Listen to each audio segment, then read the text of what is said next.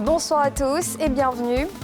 Les acteurs et producteurs du 7e art ont été reçus par le Premier ministre ce jeudi. Ils ont exprimé autour d'un déjeuner les réalités du secteur. Patrick Hachi a promis de les accompagner.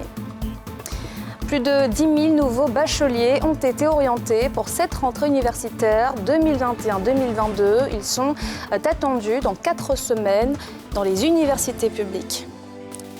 Et puis les frais COGES ont-ils été effectivement supprimés des inscriptions dans les écoles?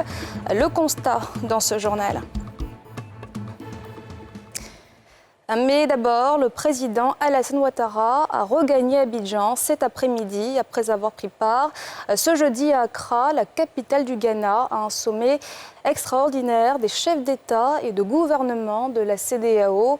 Le sommet a examiner la situation socio-politique en Guinée et la transition politique au Mali. C'est au tour d'un déjeuner à la salle des banquets de la primature que les acteurs du 7e art ont échangé avec Patrick Hachi. Ils ont exprimé toutes les problématiques qu'ils rencontrent, manque de financement des productions, manque d'infrastructures ou encore points de distribution inexistants. Le Premier ministre a promis un accompagnement de l'État et annonce une batterie de mesures pour le développement du baby-wood. Pierre Dipomélin, Aruna Zeba. Plus de 3 heures d'échange autour d'un banquet dans un cadre convivial. Les animateurs de la filière du cinéma ivoirien et de l'audiovisuel ouvrent le bal d'une série de rencontres du Premier ministre avec le secteur privé. Sans faux fuyants, acteurs, comédiens et producteurs de contenu audiovisuel ont présenté leurs préoccupations au Premier ministre Patrick Hachi. Des problèmes qui se résument essentiellement à un manque d'accompagnement institutionnel. Le chef du gouvernement, qui veut mettre l'industrie culturelle au cœur de l'action gouvernementale, dénommée la Côte d'Ivoire solidaire, a, sur le champ, donné des ébauches de solutions. Il faut que dans les 2 mois qui viennent, les lois et les projets de décret soient passés en Conseil des ministres. La deuxième obligation, et celle-là avec vous, elle m'incombe, c'est de doter le fonds SIC d'un montant qui ressemble à la Côte d'Ivoire. La troisième chose, je suis d'accord, c'est la mise en place d'un fonds de garantie. Madame la ministre, il faut que vous y travaillez rapidement. Avant la fin de l'année, il faut que ce fonds de garantie soit en place. L'importation d'équipements, la production, il faut voir si au moins pendant une période, dans le cadre de l'année fiscale, elle ne peut pas bénéficier de dispositions fiscales particulières qui ont pour objet de propulser pendant un certain nombre d'années, je dirais, cette industrie-là, en faire une industrie prioritaire comme ceux qui sont inscrits au Code des investissements. C'est visiblement heureux que les animateurs de l'industrie du cinéma ivoirien sont sortis de ce déjeuner qu'ils jugent historique, avec le sentiment d'avoir enfin trouvé une oreille attentive. On est vraiment content. Tout ce qu'on voulait entendre, pendant des années, c'est ce qui nous a été dit. Et nous aussi, on a parlé avec le cœur. On a exprimé nos besoins et je pense que c'est favorable. C'est quand même l'une des rencontres dont je n'ai pas de souvenir qu'il y en ait eu ailleurs. Par ailleurs, je pense que ça peut se comprendre de ce que représente la Côte d'Ivoire en termes de potentiel de contenu, de talent. Déjà, ce n'était pas une réunion simple, c'était un déjeuner en toute convivialité. On a parlé à cœur ouvert et le Premier ministre, sur le champ, a pris des décisions qu'il a assignées à la ministre de la Culture comme étant sa feuille de route. Je ne pense pas que ça, c'est de la politique. Je pense que c'est vraiment une volonté de nous aider et nous en sommes reconnaissants et très contentes, franchement. Ce que j'ai évoqué pendant l'entretien avec le Premier ministre, c'est qu'il y avait un problème de fond qui est le problème du modèle économique. Quel est le modèle économique que l'on va mettre en place qui va permettre non seulement aux producteurs de pouvoir produire, de pouvoir se former, de pouvoir produire, mais aussi de pouvoir vendre et vivre de leur production. Avec les infrastructures et les moyens financiers, je crois qu'on peut vraiment déplacer des montagnes. Donc c'est tout ce qu'on demande au gouvernement, de nous ouvrir des champs d'action, un studio de cinéma, un studio de tournage, nous appuyer au niveau du matériel cinématographique de grande pointe pour que vraiment le cinéma puisse avoir son décollage. La filière du cinéma et de l'audiovisuel est l'une des plus porteuses du secteur des industries culturelles en Afrique.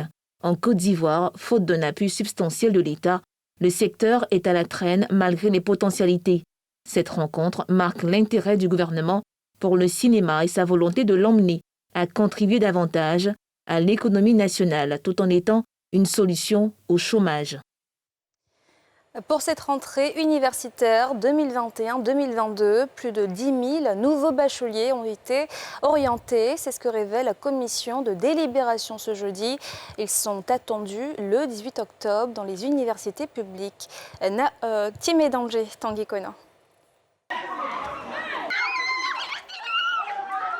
Dans les prochaines 48 heures, sur les différentes plateformes, les 69 000 candidats inscrits à l'orientation dans les universités publiques vont être situés sur leur point de chute.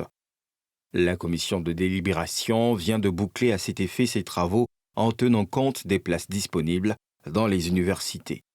À terme, moins de 20% des candidats s'ouvrent les portes des institutions universitaires publiques. Seulement 12 913 personnes satisfont aux critères de base donnés par les UFR des universités publiques. Pour combler ce déficit, il reste donc 6 707 bacheliers. Pour permettre d'atteindre le quota de places disponibles, la Commission propose un repêchage de 6 000 autres candidats. L'État s'étant donné pour devoir d'orienter les étudiants dans le supérieur public, le ministère de l'Enseignement supérieur et de la Recherche scientifique va donc instruire la direction des systèmes informatiques à l'effet de justement combler ce gap de 6 707 étudiants pour arriver à satisfaire les offres des universités qui s'élèvent à 19 620 étudiants. Le jury cette année avait en son sein, outre les présidents des universités, les représentants des associations d'élèves et de parents. Une innovation saluée. Nous avons assisté à la délibération. Pour la première fois, nous n'avons jamais délibéré. Aujourd'hui, nous sommes appelés pour délibérer. Nos étudiants également ont été appelés. D'autres partenaires ont été associés. Et je crois que c'est une très bonne chose. Nous saluons tous ceux qui ont fait ce travail-là pour qu'à la proclamation, nous ayons moins de récriminations. Notons que sur un total de 87 095 admis au baccalauréat session 2021, ce sont 69 332 pour une orientation dans une université publique du pays, soit 79,61% des bacheliers 2021. Et cette rentrée scolaire 2021-2022, nous avons tenté de savoir si les frais COJES décriés par les parents ont bel et bien été supprimés dans les écoles. Le constat de Nadja Edja dans ce reportage.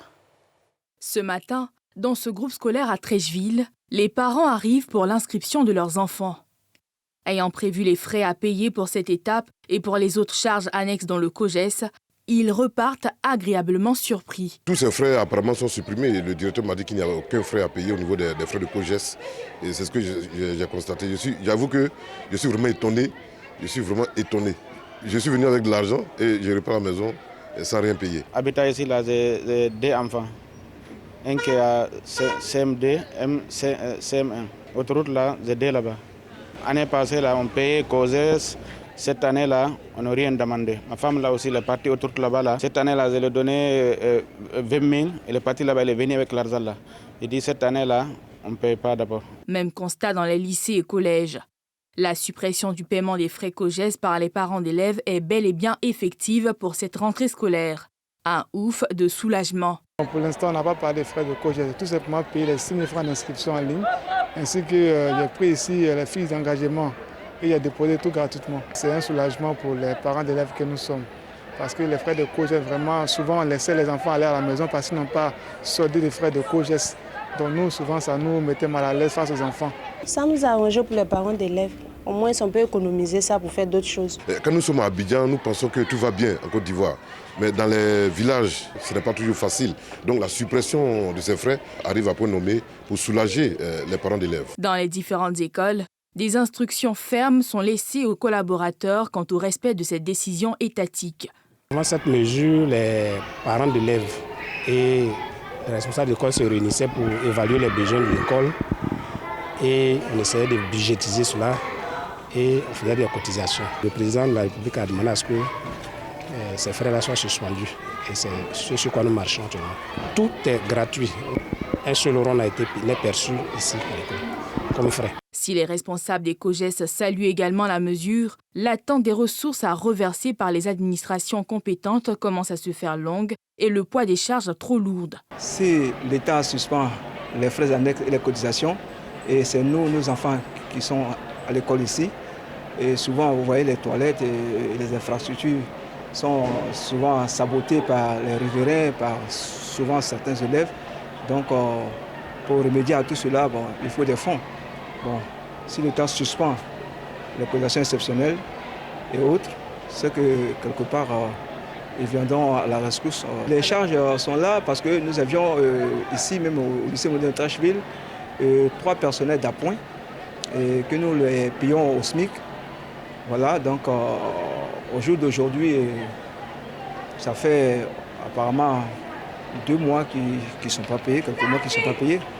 Le nouveau fonctionnement des comités de gestion des établissements scolaires implique entre autres la création d'un compte bancaire et le suivi de l'exécution du budget des COJES par les collectivités territoriales. La rentrée scolaire a donc débuté depuis lundi pour les élèves en Côte d'Ivoire. Des élèves pour certains qui ont été affectés dans des établissements privés au compte de l'État. Pour ces affectés, à combien s'élèvent les frais d'inscription? Ces frais diffèrent-ils d'une école à l'autre? Le reportage de Brice Niawa et Fulgence Kissidou. Chimène Diomandé vient d'inscrire son neveu affecté en classe de 6e dans cette école privée. 42 000 francs CFA, c'est la somme qu'elle a payée, contre 3 000 pour les affecter dans les établissements publics. Cette somme, elle est très bonne, surtout pour nous les parents, avec les dépenses, avec la cherté de la vie. Nous pensons que 42 000, c'est vraiment raisonnable. C'est nous qui avons choisi l'école, parce qu'ici, c'est un bon établissement. Même constat dans cet autre établissement privé. Ces 2 parents d'élèves sont à pied d'œuvre ce matin pour l'inscription de leur fils. Ici, les élèves affectés de l'État de tous les cycles payent la somme de 150 000 francs comme frais d'inscription. Si ce monsieur reconnaît que la formation est de qualité dans cette école, il juge trop élevé les frais d'inscription pour un affecté de l'État. 150 000 francs, c'est cher. C'est cher, on peut dire tout avec la situation, mais on n'y peut rien. Auparavant, c'est un peu plus, mais maintenant, 150 000 francs que l'État, l'affecté de l'État, quand même, c'est un peu cher. C'est cher, mais on fait avec. On n'a pas le choix, sincèrement, on n'a pas le choix, mais vous êtes on est obligé de le faire. Vous voulez un bon encadrement pour votre enfant, et une bonne suivi, tu es obligé de t'y mettre. Pour chaque affecté, le gouvernement ivoirien verse un montant de 120 000 francs pour le premier cycle et 140 000 francs pour le second à l'école d'accueil. Il faut bien que l'école commence à fonctionner. Un élève ne peut pas venir ici et puis il est affecté de l'État. Et puis on commence à payer les professeurs, on commence à acheter la craie, on commence à avoir des dépenses et puis on n'a rien en caisse. Il faut bien qu'il y ait quelque chose en caisse pour qu'on puisse démarrer. C'est ça qui justifie cette inscription-là. Bon, les affectés de l'État, les nouveaux payent 42 000. Ils ne payent plus rien jusqu'à la fin de l'année. Si des frais d'inscription s'imposent, pourquoi change-t-il d'une école privée à une autre? Surtout qu'il s'agit d'élèves affectés par l'État. Pour ce fondateur, toutes les écoles ne sont pas logées à la même enseigne. Les frais de scolarité d'un établissement à un autre sont variables en raison des structures dans chaque école, du personnel enseignant, la compétence du personnel, le diplôme obtenu par le personnel. Et puis, il faut dire que ce personnel est imposable au même titre que le commerçant qui vend, n'est-ce pas, ses pains dans les boutiques, ou le boucher sur son étable. On paye nos impôts. Et le plus souvent, les impôts n'attendent pas que l'État nous paye ce qu'il nous doit. Pour ce président d'association de consommateurs, cette discrimination est une injustice et il appartient aux parents d'élèves de prendre leurs responsabilités. Il n'y a que vous et vous seul qui pouvez prendre cette décision. Ce n'est pas le président de la République qui va venir prendre cette décision à votre place. Il a déjà décidé que l'école soit gratuite. Il vous a donné. L'État doit assurer un égal accès à l'éducation à tous les enfants du pays. Dans cette perspective, l'école est gratuite depuis la classe de CP1 jusqu'à celle de 3e. Si du côté des écoles publiques, c'est un pari qui semble être réussi, pour le privé, ce n'est pas encore le cas. Et puis l'inauguration ce jeudi d'un tout nouveau collège dans la commune d'Atekoubé, d'un coût de 600 millions de francs CFA. Il est doté de commodités modernes. Le constat de Yeli Traoré et Fulgence Kissidou. Bâti sur une superficie de 3000 m² et composé de 2 bâtiments R+2 avec 16 salles de classe, 6 bureaux, 3 magasins et 8 toilettes, un bâtiment administratif composé de 8 bureaux, une salle de professeur, une salle d'attente, un secrétariat et un bureau du principal. D'un coût global de 600 millions de francs CFA. Ce nouveau collège fait le bonheur des habitants de la cité Fermont d'Atekoubé. Depuis belle lurette, nous avons des enfants qui vont à l'école, mais qui, pour des difficultés de route, pour la traverser, ont des difficultés pour avoir accès à leurs différentes écoles. Donc avec cette ouverture du nouveau collège, ça va permettre aux enfants de rester dans leur quartier, pour ne pas se déplacer. L'édile de la commune, dont le nouvel établissement porte le nom, se réjouit de cette inauguration qui, selon lui, arrive à point nommé. Cette infrastructure, ce collège, vient répondre à une demande très pressante. Notre commune est coupée en deux par la lagune et la plus grande partie de la population se trouve à la rive droite, du côté de Lokodjouro d'Abobo-Doumé, et c'est justement là-bas que se trouve le lycée, avec 12 000 élèves. Donc tous ceux qui sont de ce côté, de la cité Fermont, d'Abidjan-Agban et d'Atekoubé, les enfants de 11 ans et de 12 ans, allaient en 6e jusqu'à Bobo-Doumé. Cet ouvrage vient à point nommé parce qu'il va soulager les parents. La ministre de l'Éducation nationale qui présidait cette cérémonie loue l'initiative qui renforce les capacités d'accueil des écoles de la commune. Le collège moderne d'An Paulin-Claude va contribuer à l'amélioration de l'assiduité des élèves et des résultats scolaires. Son ouverture participe aux autres actions visant à stimuler les élèves afin qu'ils donnent le meilleur d'eux-mêmes dans leurs études. Cette cérémonie intervient quelques jours après la rentrée scolaire 2021-2022 qui s'annonce sous le signe des réformes au niveau du ministère de l'Éducation nationale. Je vous le disais hier, les autorités de régulation de l'audiovisuel des pays de la sous-région sont à Abidjan pour un colloque sur le contrôle des médias à l'ère de l'Internet, une problématique plus que jamais d'actualité. Nadja Edja, Malchourin Badé. La régulation des services de médias en ligne face à l'avènement des nouvelles technologies. Une préoccupation pour les autorités de régulation du secteur audiovisuel. Réunis durant 2 jours à Abidjan, les experts de la communication audiovisuelle de l'UEMOA et de la Guinée ont planché sur la question. En ligne de mire, la mise en place d'un cadre réglementaire permettant de régir efficacement les médias en ligne. Sensibiliser les fournisseurs d'accès à Internet au respect des dispositions relatives à la lutte contre l'exploitation illégale des contenus audiovisuels par Internet.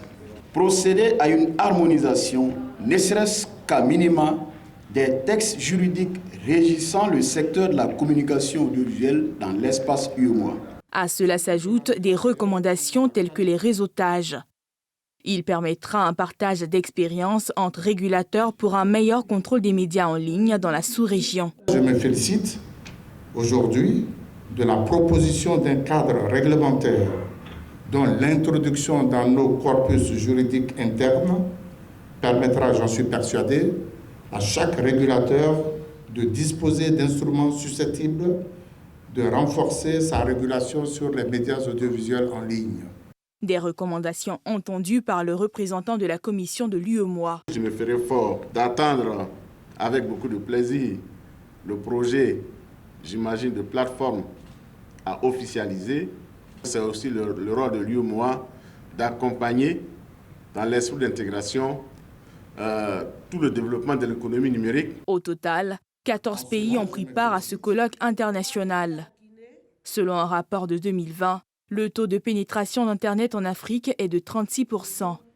Ces données devraient considérablement évoluer d'ici à 2025. Dans l'actualité internationale, en Guinée, des concertations nationales ont débuté pour un retour des civils au pouvoir. Les discussions vont se prolonger jusqu'à vendredi. Écoutez ce reportage, ce récit de Yéli Traoré. Le chef de la nouvelle junte qui a pris le pouvoir en Guinée a ouvert 4 jours de consultation tous azimuts pour définir le contenu d'une transition censée ramener les civils à la tête du pays, mais dont la date demeure encore inconnue. Nous avons décidé d'inclure toutes les forces vives de la nation dans une démarche inclusive, afin que toutes les décisions qui doivent régir cette nouvelle ère soient prises de façon inclusive et participative. Des centaines de militants des droits humains, de la promotion des femmes ou de la lutte contre la corruption ont fait la queue mercredi dans l'espoir d'exposer leurs attentes aux nouvelles autorités du pays. Une transition qui doit aller au minimum à 24 mois. Minimum pour la simple raison, l'adoption d'une nouvelle constitution, son élaboration, son adoption et sa vulgarisation, et la mise en place d'institutions qui doivent supporter la constitution avant les élections. On ne peut pas massacrer ces étapes. Il faut tirer les leçons de la transition de 2010. Nous ne sommes pas pour aussi une transition longue, une transition qui va donner l'appétit, une transition qui va donner la possibilité, n'est-ce pas, à d'autres remous et à d'autres agissements. Nous voulons participer à la rédaction des textes, nous voulons participer à la gestion du pays et pourquoi pas demander le poste de Premier ministre pour une femme. Depuis 63 ans que la Guinée est indépendante, aucune femme n'a jamais occupé le poste de la primature. Ce serait un signal fort, un symbole extrêmement important que des militaires dans une transition décident de nommer une femme Premier ministre. Le lieutenant-colonel Doumbouya n'a rien dit jusqu'ici sur le possible contenu de cette transition, sa durée, quel rôle les militaires y joueraient, ni comment seraient organisées les élections. La communauté internationale, inquiète de la stabilité de la Guinée et d'une contagion des faits accomplis militaires après un putsch dans des conditions similaires au Mali voisin en août 2020, suit attentivement cette concertation. C'est la fin de ce journal. Merci de l'avoir suivi. Excellente suite de programmes sur la nouvelle chaîne ivoirienne.